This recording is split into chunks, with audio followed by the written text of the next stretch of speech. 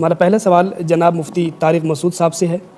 مفتی صاحب آپ سے یہ پوچھنا چاہتے ہیں کہ خلافت اور جمہوریت میں کیا فرق ہوتا ہے؟ بسم اللہ الرحمن الرحیم. یہ سوال آج کل بہت زیادہ اٹھایا جا رہا ہے کیونکہ الیکشن کے دن ہیں. بہت سے لوگ اس بیس پر ووٹ کا جو سسٹم ہے نا اس کا انکار کر رہے ہیں کہ ہم ووٹ نہیں ڈالیں گے کیونکہ اسلام میں خلافت ہے، جمہوریت نہیں ہے. میں مختصر جواب دوں گا کیونکہ اس پر تو پوری کتابیں لکھی ہیں علماء نے کہ خلافت کا جو بنیادی مقصد ہے نا وہ یہ کہ اللہ کا قانون زمین پہ نافذ کرنا. اس کے لیے شریعت نے کوئی متعین طریقہ بتایا نہیں ہے. اصل طریقہ تو یہ ہے کہ جو اہل علم حضرات ہیں، جو قوم کے خیرخواہ حضرات ہیں، وہ کسی شخص کو سلیکٹ کریں، منتخب کریں، جیسے کہ حضرت ابو بکر رضی اللہ تعالیٰ عنہ کو منتخب کیا گیا. اور پھر حضرت ابو بکر نے حضرت عمر کی سلیکشن کی، یہ دیکھ کر نہیں کہ میری کیا ان سے رشتہ داری ہے، بلکہ دیکھا کہ یہ قوم کے لیے سب سے زیادہ خیرخواہ ہیں تو ان کی سلیکشن ہوئی. حضرت عمر نے پھر کمیٹی بنائی اور اس میں بھی لوگوں کے مفاد سامنے تھے، اقربا پروری یا ان چیزوں کو بالکل خاطر میں نہیں لایا گیا. تو اصل یہ ہے کہ جو طریقہ آپ یہ سمجھتے ہیں کہ قوم کے لیے مفید ہے اور اس سے کوئی صالح حکمران آئے گا تو وہی طریقہ ہے شریعت میں حکمران کے انتخاب کا. لیکن رسول اللہ صلی اللہ علیہ وسلم کی حدیث ہے کہ ملوکیت امت میں پھیل جائے گی، 30 سال خلافت رہے گی. تو وہ خلفائے راشدین کا دور جب سے گیا تو اس کے بعد سے اکثر ایسا ہی ہوا ہے کہ جو بھی مسلط ہو گیا مسلمانوں پر، مسلمانوں نے اس کو امیر مان لیا. یعنی اس طرح سے خلافتیں جیسے خلفائے راشدین کی آئی ہیں تو میری معلومات کی حد تک کہیں بھی ایسا نہیں ہوا. اس بارے میں بھی ہمارے پاس احادیث ہیں کہ جو بھی حاکم ہوگا، جو بھی خلیفہ ہوگا، چاہے وہ غلط طریقے سے ہی خلافت یعنی اس کے پاس حکومت آ جائے. حکومت کی ڈیفینیشن کیا ہے کہ اس کے پاس قوت نافذہ ہو، وہ کوئی قانون بنائے تو نافذ کر سکتا ہو. صحیح بخاری کی مشہور حدیث ہے وَلَوْ سُلِّطَ عَلَيْكُمْ رَجُلٌ حَبْشِيٌّ كَأَنَّ رَأْسَهُ ذَبِيبًا. اگر تم پر کوئی شخص مسلط ہو جائے یعنی آمرانہ طریقے سے اور کوئی بھی اس کو پسند نہیں کر رہا لیکن حکومت اس کے لگام اس کے ہاتھ میں آ گئی ہے تو اور وہ کسی بھی لحاظ سے اہل نہیں ہے لیکن آپ نے فرمایا بن گیا تو اس کی اطاعت کرو. تو یہ جو جمہوری طرز حکومت ہے یہ بھی ایک طریقہ ہے حکمران کی سلیکشن کا. اس کے بعد اگر کوئی شخص حاکم بنتا ہے وہ اگر اللہ کے قانون کو زمین پہ نافذ کرتا ہے تو ہم اس کو خلیفہ کہیں گے، چاہے وہ جمہوری طرز پہ آیا ہو یا کسی بھی طرز پہ آیا ہو.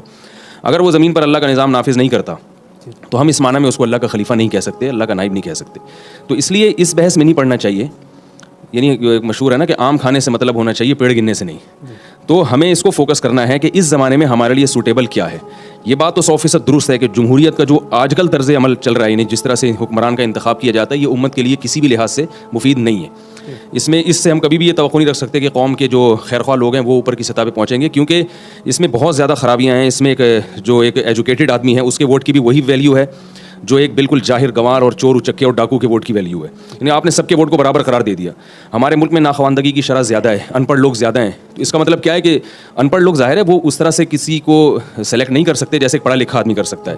تو سب کا ووٹ برابر ہے. تو یہ طرز یعنی جمہوریت کا جو یہ سسٹم ہے یہ 100% غلط ہے. اس کو بدلنے کی ضرورت ہے کہ کن لوگوں کو حکمران کی سلیکشن کا اختیار دیا جائے. اس کا ہمیں پہلے متعین کرنا پڑے گا کہ بھئی یہ مخصوص طبقہ ہے جو سلیکٹ کرے گا کہ یعنی کون جیتے گا اور کون ہارے گا. قوم کی تقدیریں ان کے ہاتھ میں ہوں گی. تو یہ سسٹم بہرحال غلط ہے. لیکن اب ہے یہی، تو جب ہے یہی اور آپ اس کو بدلنے کی طاقت نہیں رکھتے تو آپ اس سسٹم کا بائیکاٹ کر کے معاشرے میں جو ایک برائی کو کسی حد تک ختم کیا جا سکتا تھا آپ اس میں اپنا بالکل ہی کردار نہیں کرتے. مثلا آپ یہ کہتے ہیں کہ سارے کرپٹ ہیں تو بھائی جب آپ ووٹ نہیں دو گے تو مخالف پارٹی کو آپ کا ایک ووٹ خود بخود بڑھ جائے گا اس کا. یعنی ووٹ کا بائیکاٹ کر کے نقصان یہ ہوگا کہ آپ جس کو ووٹ لے کے تھوڑا سا اوپر لا سکتے تھے آپ نے بائیکاٹ کیا تو آپ کا جو مخالف ہے وہ جس کو آپ سمجھتے ہیں کہ یہ اس سے بھی زیادہ نقصان دہ ہے قوم کے لیے تو وہ ترقی کر جائے گا، کیونکہ نااہل لوگ تو ووٹ دے رہے ہیں اور اہل لوگ اس قسم کی باتیں کر کے یہ خلافت نہیں ہے یہ اور شریعت اس کو نہیں مانتی، ہم اس سسٹم کا بائیکاٹ کریں گے. تو جو سمجھدار لوگ یعنی پڑھے لکھے لوگ ہیں ان میں زیادہ تر لوگ اس طرح کی باتیں کرتے ہیں. تو نتیجہ کیا نکلے گا کہ جب آپ بائیکاٹ کریں گے تو یہ جو سلیکشن کا جو اختیار ہے نا مکمل جاہل لوگوں کے ہاتھ میں چلا جائے گا. اور پھر آپ وزیر اعظم بھی بنے گا، صدر بھی بنے گا. یہ تو ہو نہیں سکتا کہ بائیکاٹ کرنے سے ملک بغیر صدر اور بغیر وزیر اعظم کے رہ جائے. آپ کے بائیکاٹ کرنے سے بالکل نااہل لوگ جائیں گے، پھر وہ آپ پر مسلط ہوں گے، وہ حاکم بنیں گے. کیونکہ حاکم کی ڈیفینیشن یہ ہے کہ اس کے پاس قوت نافذہ ہو. تو قوت تو ان کے پاس آئے گی اور پھر ملک کا بیڑا غرق ہوگا.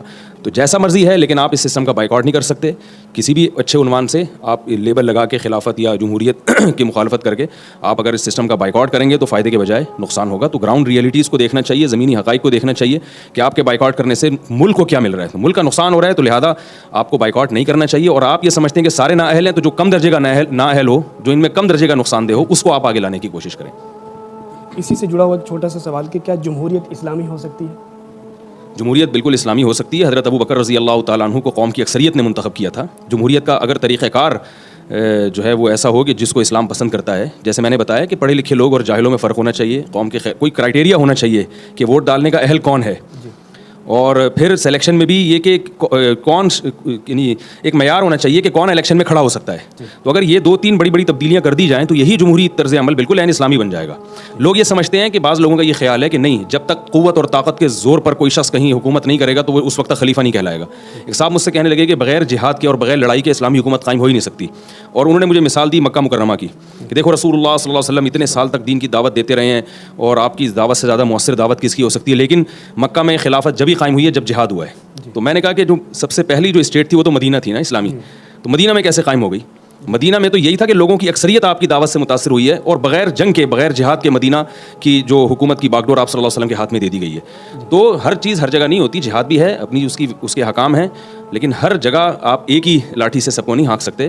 تو جو میں نے عرض کیا ہے کہ آپ کے پاس اس کے علاوہ کوئی اور طریقہ نہیں ہے, تو اسی طریقے میں شامل ہو کر آپ جب حکومتی سطح پہ پہنچیں پھر آپ تبدیلیوں کی کوشش کریں, اس سسٹم کو بدلیں آپ, اور اس نہج پہ لے کر آئیں جو اسلام چاہتا ہے. جی بہت شکریہ تفصیلی اور تحقیقی جواب دینے کے لیے.